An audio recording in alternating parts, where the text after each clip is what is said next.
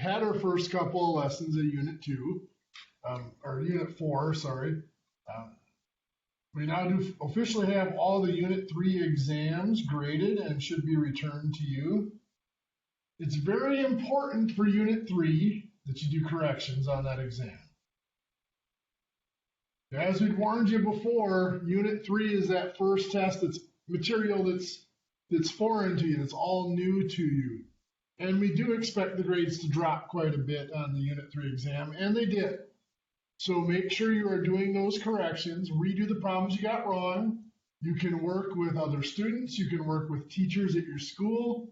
If you need to, ask me and I can save a few minutes at the end of class each day and I can work through the problems with you as well. Or we can even set up a private Blue Jeans session where you can log in on your own time and we can go ahead and go through those corrections together just to make sure you have them right. Make sure you have them done and correct before you turn them back in so you can get back maximum points. Okay, so anyway, continuing on in Unit 4, we've talked about basic graphing in the Cartesian plane or the rectangular plane, which is just our XY graph. And we've talked specifically about graphing a line.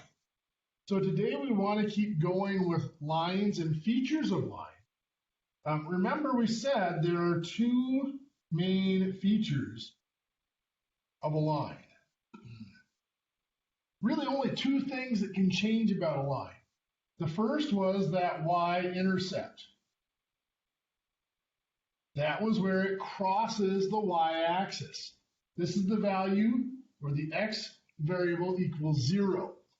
And this is often referred to as a starting point or an initial point.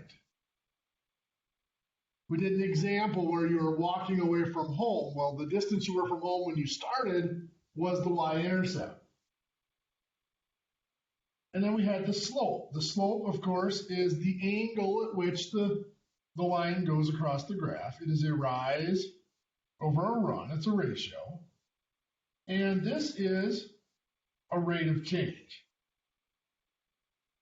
If we were looking at an IV bag draining, it was your milliliters per minute would be your slope. That is the rate of change of the volume in that bag.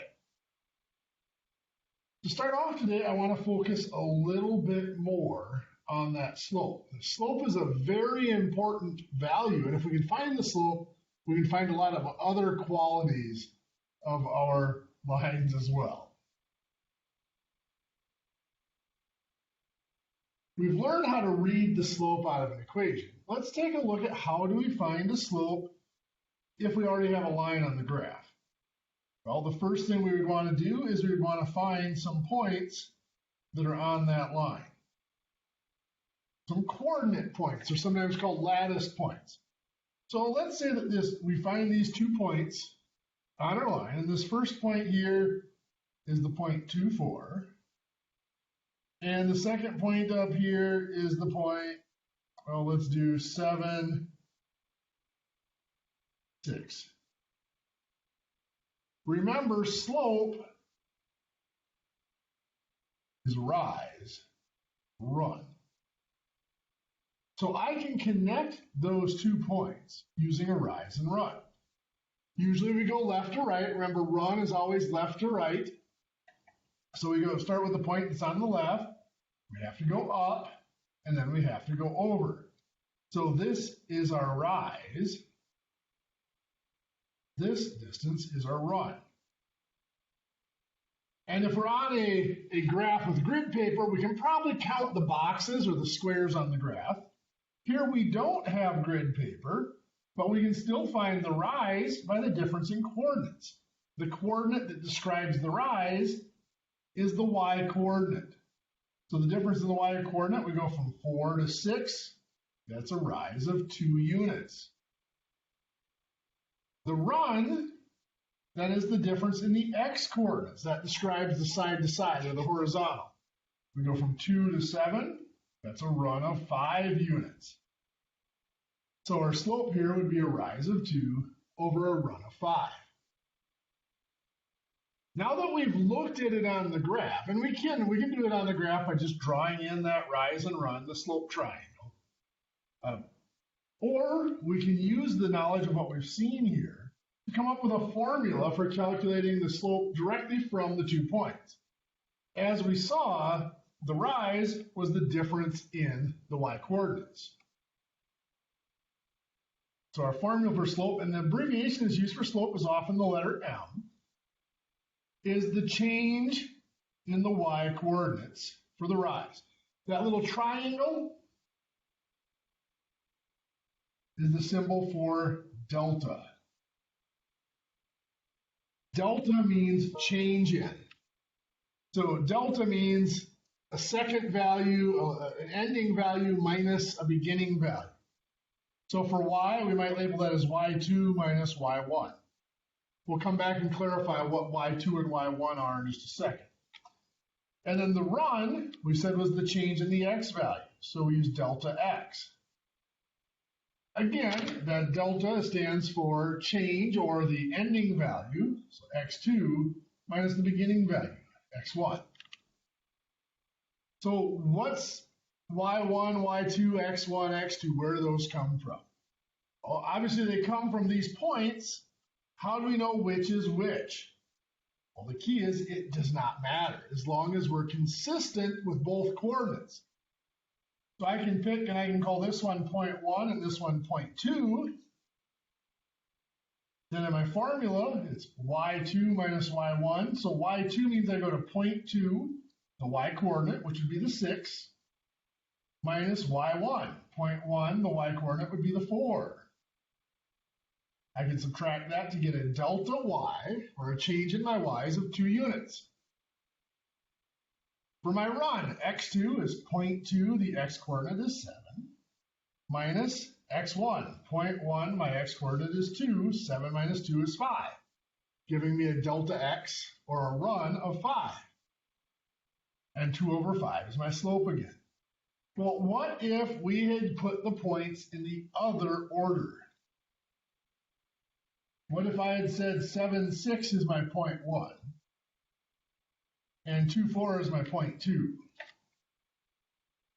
Well, y2 is 0.2, y-coordinate would be 4, minus y1, 0.1, the y-coordinate would be 6, over x2, 0.2, the x-coordinate would be 2, minus x1, 0.1, the x-coordinate would be 7.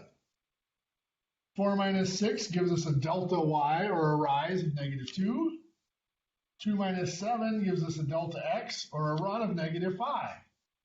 Well, a negative divided by a negative is a positive, so we still get positive 2/5 as our slope.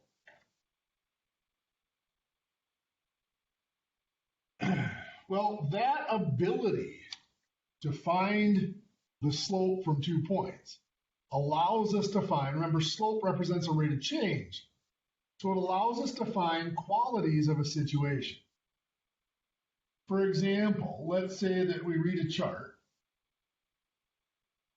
and we know that an IV started at 1 p.m. It is now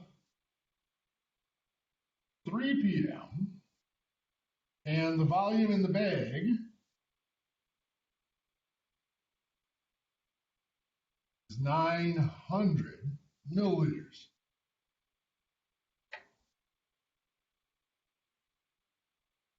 We check again at 5 p.m.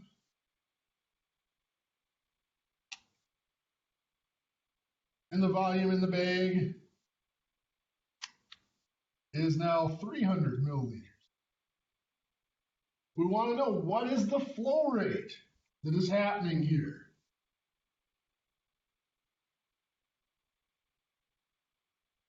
Well, time, remember, is almost always our x variable.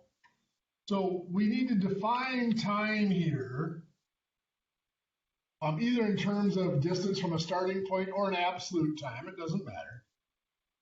I'm just going to use the first digit since these all came out as even hours. So 1, 3, and 5, those are going to be my x coordinates. So my 3 o'clock had a volume of 900 milliliters. So X is 3, Y is 900. At 5 o'clock, we had a volume of 300 milliliters. So X would be 5, Y would be 300 milliliters. We can now find our rate of change from this. I just call these points 1 and 2. Slope M will be y2, so 0.2, y coordinate is 300, minus y1, so 0.1, y coordinate is 900. If I want to go ahead and calculate that to get delta y, that's a negative 600. x2, 0.2, x coordinate is 5, minus x1, 0.1, x coordinate is 3. 5 minus 3 is 2. Now I could put the units in here. This is milliliters, this is hours. And I can divide that out and reduce it. 600, negative 600 divided by 2 is a negative 300. And that is milliliters per hour. So the volume, the change of volume in that bags is going down by 300 milliliters per hour. Now, rates of change in situations like this are relative. It depends on what angle we're looking at. Here we're looking at the volume of the bag. The volume is decreasing, so we should get a negative rate of change or a negative slope. If we're looking at the amount of medication that's been infused into the patient, that's increasing. So that should be a positive rate of change. It'll be the same rate of change, it'd just be a positive 300 milliliters per hour rather than a negative 300 milliliters per hour. Well, once we have that ability to find rates of change, we can use it to actually define an equation describing our situation.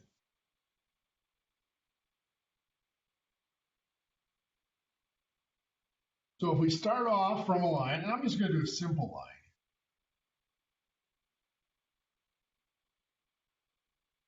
Just because for some of our real life medical situations, the numbers just get a little ugly.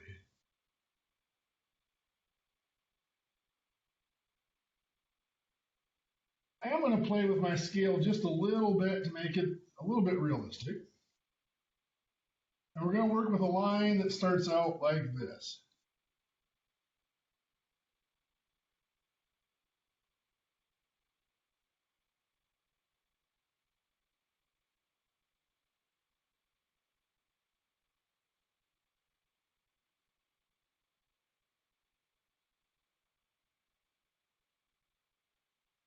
But I'm going to just draw in some little projections here so we can see where those are tended to line up.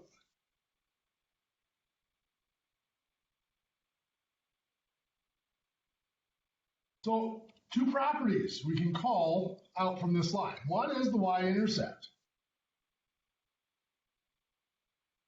We can get that rather quickly. Our y-axis is right here. That's our x equals 0. It crosses that axis right here. Well, that number is not 2. It's the second line. But this is 10. We're actually numbering up by 2's. That is a 4, is where that y-intercept is. So make sure when you're reading off these numbers, you are aware of the scale. To find the slope, I could read it off of the graph by putting in triangles, but since the scale isn't 1, it isn't the same scale on each side, you got to be careful when you're counting boxes or spaces on the graph. So I'm going to go ahead and put in coordinates. This coordinate here is 0, 4. This coordinate here is 3, 8. So if I look at that, my slope, again, label them points 1 and 2. y2 is 0.2, the y-coordinate would be 8, minus y1 would be 4, over x2 would be 3, minus x1 would be 0. So 8 minus 4 is 4, 3 minus 0 is 3. We get a slope of 4/3. And our standard equation here is y equals slope times x plus the y-intercept. Remember, m is our abbreviation for slope, v is the abbreviation for intercept. So we plug those in, y equals 4/3 x plus 4 is our equation. Once we have that equation, we can be asked to make predictions. We can say, predict the value of y x equals 15. All I have to do for that is take my equation, y equals 4/3 x plus 4. And when x equals 15, that means I'm going to replace 15 here, the x, in the equation with the number 15. So y equals, instead of 4/3 x, it's 4/3 times 15 plus 4. Now, of course, to do this multiplication, I put the 15 over 1 to make it a fraction. 4/3 times 15 is actually 20. That's 20 plus 4 is 24.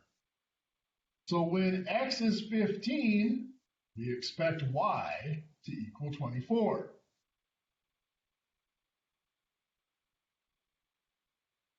We might be asked to predict the value of x at which y equal 16. So here, again, we're using our formula, y equals 4/3 x plus 4. But it's asking us to predict when y will be 16. Now it's asking us not to replace x, but to replace y. So replace the y with 16. 16 equals 4/3 times x plus 4. And now it's solving the equation to find out the value of x. Subtract 4. 16 minus 4 is 12. So 12 equals 4/3 x. And then we divide by 4/3. Giving us 9. 9 equals x. So we would predict that the value of x that'll give us y equals 16 would be 9. When x is 9, y will be 16.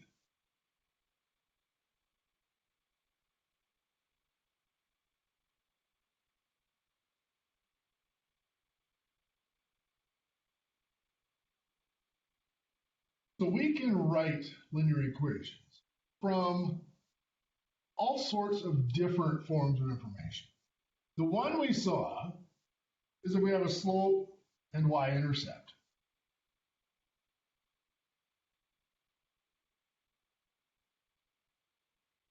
If I have a slope and a y-intercept, like slope equals 1/3 and y-intercept v equals 5. Well, I can simply write that equation, y equals mx plus b, by substituting those numbers into the spot in the equation. Y equals, instead of mx, I put in 1/3 for m, so 1/3 x, plus, instead of b, I put in the 5 for the y-intercept. That's pretty simple. But we can also be given a slope and a point on the line.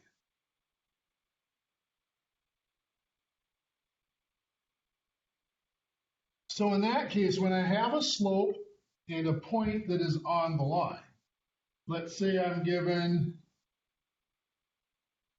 m equals 3/2, and it goes through the point 4, 1. So I know that the form of my equation is y equals mx plus b. Well, at this point, I know m. I know my slope.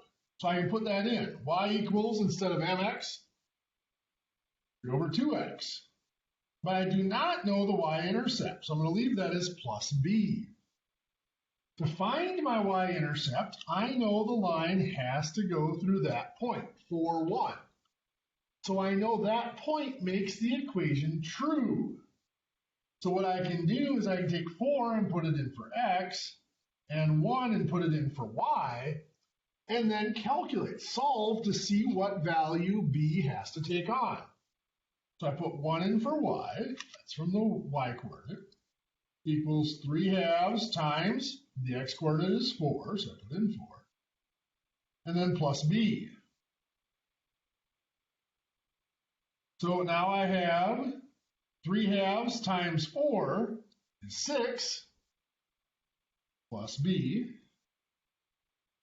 And then to solve for b, I have to subtract my 6. So I get -5 equals b. So what that is telling me is in order for an equation of this form here to contain that point, b has to be -5. So y equals 3/2 x plus b becomes y equals 3/2 x. b is a -5, so -5 becomes that equation. Let's do one more example of that.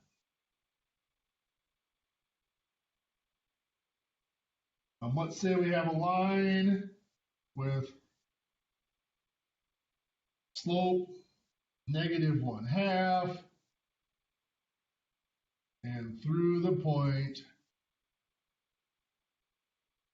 -6, -1.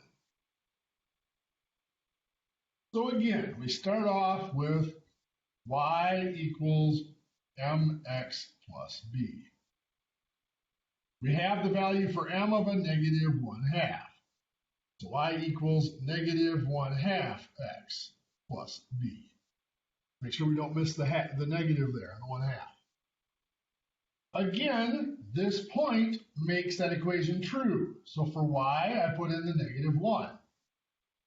-1 equals -1/2 times, for x, I put in the -6. I'll put that in parentheses so I don't confuse that with subtracting 6. And I go ahead and combine here. The -1 stays on the left. -1/2 times the -6. A negative times a negative is a positive. 1/2 times 6 is 3. So -1 equals 3 plus b. And now finally, to solve for b, I have to get rid of the 3, so I'm going to subtract the 3. -4 equals b. So then I can come back up here, and now I know that b equals -4. So y equals -1/2 x, and instead of b, I put in -4. There's that equation. Well, another place, like the equation I did earlier with the IV bag, is I might be given 2 points on the line.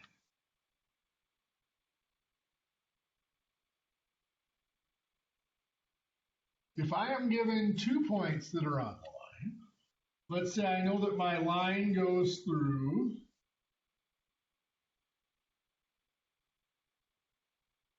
let's have 2, 5, and 6, -4. Find that equation. Well, again, I know that my line takes on the form y equals mx plus b. At this point, I don't know either the slope or the y-intercept. But we did that formula earlier. Anytime we have 2 points, we can find the slope. So I'll call this point 1 and point 2. My slope equals y2, which is -4, minus y1, which is 5, over x2, which is 6, minus x1, which is 2. -4 minus 5 is where you got to be careful with your negatives again, is -9. 6 minus 2 is 4. That can't be reduced, so -9/4 is our slope. So that tells us our equation here is y equals -9/4 goes in for m, so -9/4 times x plus b. Now to find b, we can use either one of these points. I'll show you with both just to prove we get the same equation. So if I use 2, 5 here, 5 goes in for y, negative 9 fourths times 2 plus b.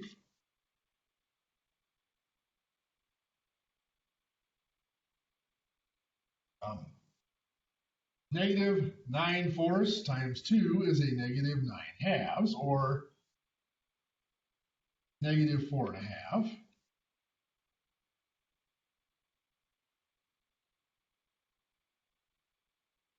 To solve for b, then it's a negative 4.5, so we're going to add 4.5.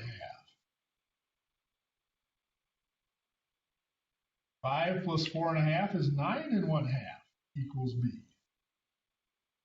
So that means up here, this becomes y equals negative 9 fourths x plus 9.5. Well, let's go back and show you what if we had used the other point. What if we had used 6, negative 4? Well, here we're going to put in, using the same equation, let me put the equation up there. Y equals negative 9 fourths x plus b. We'll put in the negative 4 for y. Equals negative 9 fourths. We put in 6 for x, and we solve. So negative 9 fourths times 6 is negative 27 over 2. Negative 13.5. Now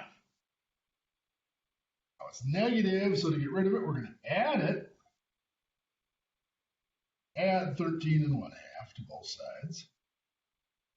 Negative 4 plus 13.5 is 9.5. B equals 9.5, which is what we had before. So you can see either point. It doesn't matter which point we use. We're going to get the same y-intercept either way.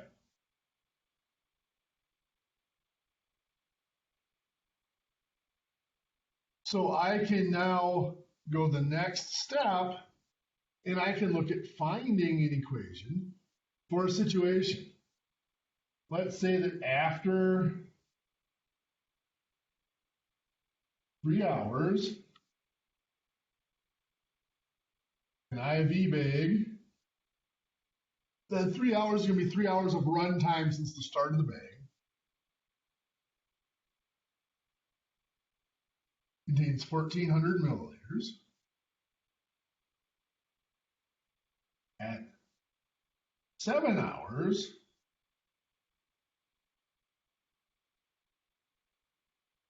the bag contains 200 milliliters. Let's find an equation for this. Linear equation, of course. So, of course, we know our equation takes the form y equals mx plus b. We need to find either a slope or a y-intercept. Well, we have the information to find the slope. Our 2 points here are 3 and 1,400. And our other point is 7 and 200. So to find a slope from that, call them points 1 and 2, I have 200 is my y2 minus y1 of 1,400 over x2 is 7 minus x1 of 3. 200 minus 1,400 is a negative 1,200. 7 minus 3 is 4. Negative 1,200 divided by 4 is a negative 300. That'll be milliliters per hour. I don't necessarily need the units on there, but it doesn't hurt. So I come over here, this equation becomes y equals negative 300 x plus b.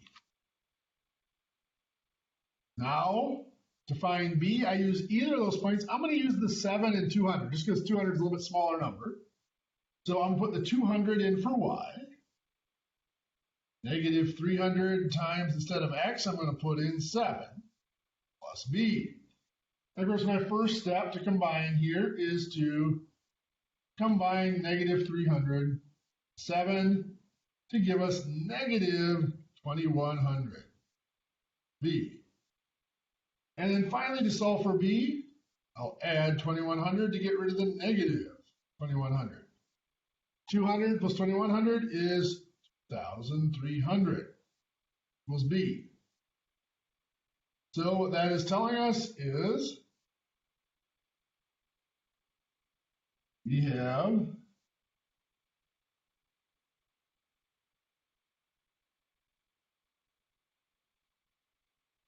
instead of y equals negative 300x plus b, y equals negative 300x plus 300. So what that equation is telling us is the bag started out with 2,300 milliliters, and it's flowing out at a rate of 300 milliliters per hour.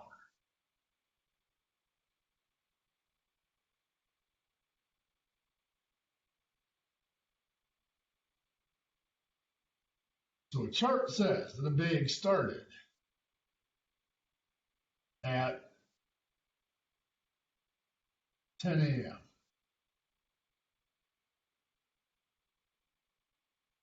It is currently 2 p.m. and the bag is containing, let's say it contains at this point 1,900 milliliters. Check in at 4 p.m. and the bag now contains 1,600 milliliters. I want to ask two questions. One, how much was in the bag when it was full? Or how much was in the bag when it started?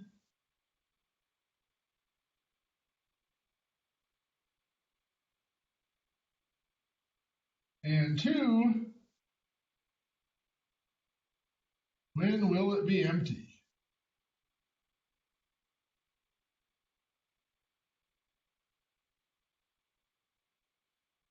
So first, I have to define some points here. First, I'm going to let 10 o'clock be x equals 0. That's my starting time. So that means 2 o'clock, 10, 11, 12, 1, 2. That is x equals 4. That is 4 hours from the starting point. That would make 4 o'clock, x equals 6. 6 hours from the starting time. So my coordinates here, I have 4, 1,900. And I have 6, 1,600. Oh, we still know our equation is going to take the form y equals mx plus b. So our slope, if I call this point 1 and point 2, x2 or y2, is 1,600 minus y1 is 1,900 over x2 will be 6 minus x1 will be 4. 1,600 minus 1,900 is a negative 300. 6 minus 4 is 2. First, it's milliliters and hours if you want to put the units in. If I divide that out, I get that my slope is a negative 150 milliliters per hour. So back over to my equation.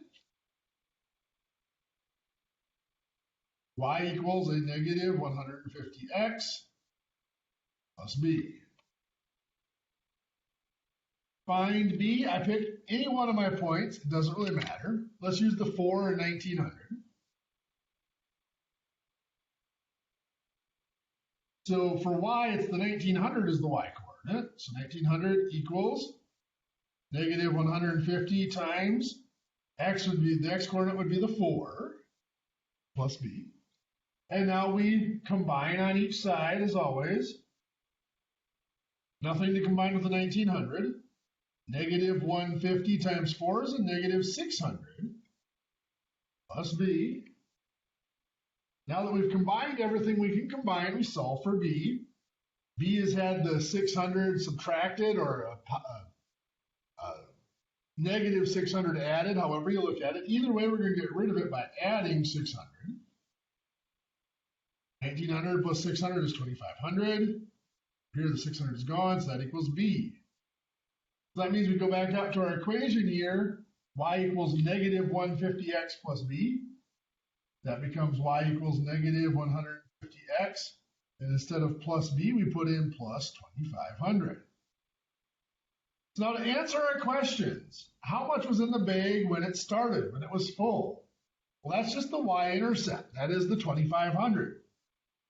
The way to look at that, that is when x equals 0. When it started, it hadn't ran for any time. If I put 0 into this for x, well, 25 negative 150 times 0 is just 0. And 0 plus 2500 is 2500. So that confirms that y-intercept is the starting point, or the amount at the beginning of the IB, 2500 milliliters. Next is, when will it be empty? So that when it'll be empty is when the volume hits 0. Remember, y represents the volume, so we put 0 in for y equals negative 150 times x plus 2500. Now to solve for x, we have to subtract the 2500. Negative 2500 equals a negative 150x. And then we divide by 150, or negative 150. So negative 150 is gone. We have x. Negative 2500 divided by negative 150. Well, negative divided by a negative is positive. It's going to come out to be an ugly fraction, 16 and 2/3, it looks like. So that's 16 and 2/3 hours from the starting point. So we'd have to go back from 10 a.m. We'd add 16 and 2/3 hours. Well, 2 hours would get us to noon. Another 12 hours gets us to midnight. Well, that's only 14 hours. We need another 2 and 2/3 hours. 2/3 of an hour is 40 minutes. So it's 2:40 a.m. is when that bag will go empty.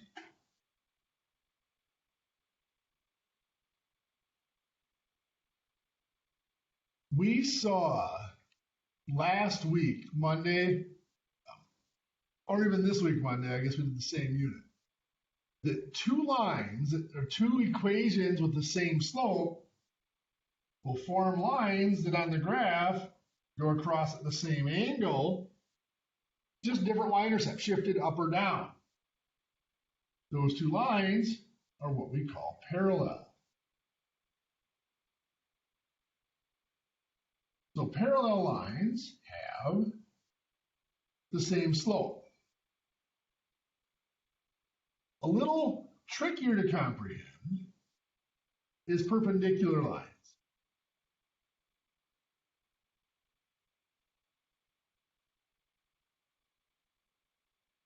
Understand how perpendicular lines work.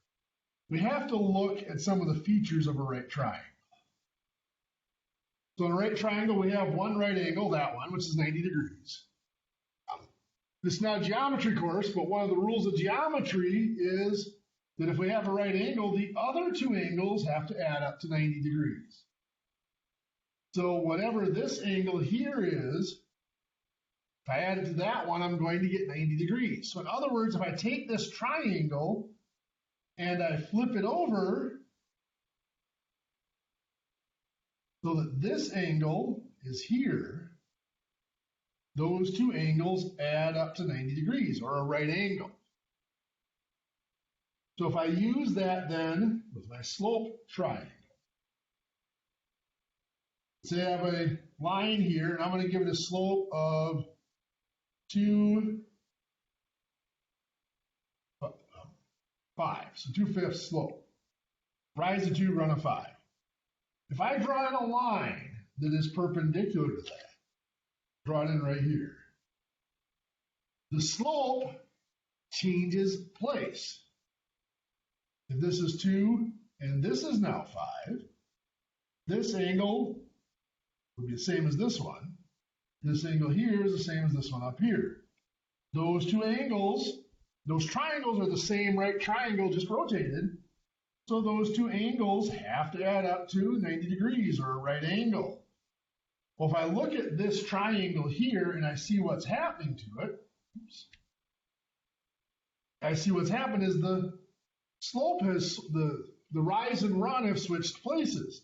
The 5 is here instead of here. So the 5 that was the run before is now the rise. And the rise that was 2 is now the run. And this one had a positive slope. This line has a negative slope. So when we have perpendicular lines,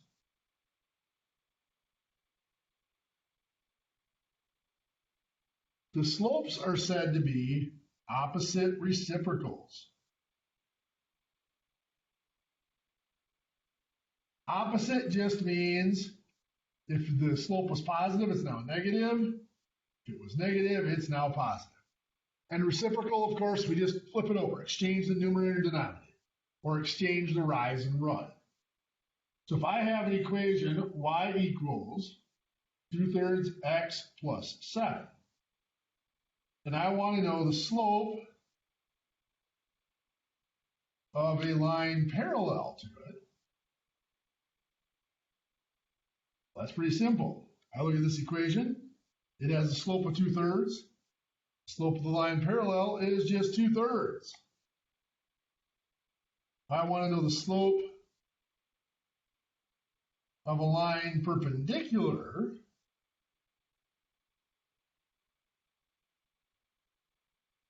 Oh, this has a slope of 2/3. Perpendicular is going to be the opposite reciprocal. So this is a positive slope. A perpendicular would be a negative slope.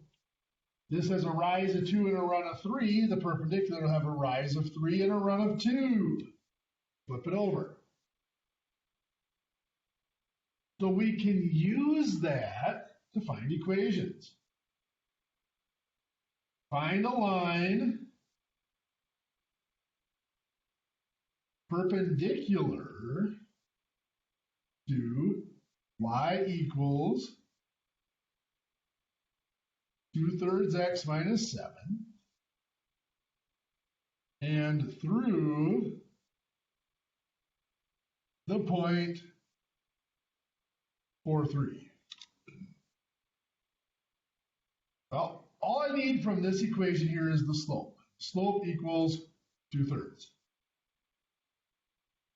I'm looking for a perpendicular, so the perpendicular will have a slope of the opposite reciprocal, -3/2. So that means my equation is y equals -3/2x plus b. And I go back to this point that was given, the 4,3, and I'll use that to find my b. So 3 goes in for y, -3/2 times 4 goes in for x, and now we'll calculate b. -3/2 times 4 is -6. And we add 6 to solve for b. We get 9 equals b. So that equation, y equals -3/2 x. Instead of b, we put in plus 9. We can go over more of that later if we need to. Ran a little short on time today. We're at the end of class here, but I will try over the next couple of class periods to end a little bit early so that if you do have questions on the test, I know some of you just got them back this morning, so I'm not expecting that you had time to look them over and get questions today anyway. But I will try to have time at the end of class. So if you do have questions on test 3 that you would like me to go over, we can go over those with you. For now, you do have homework on page 226, 1 through 15, the odd, and page 231 through 235. 1 through 9, looking at just different relationships and graphs. With that, you guys have a great day, and hopefully we'll see you all on Friday.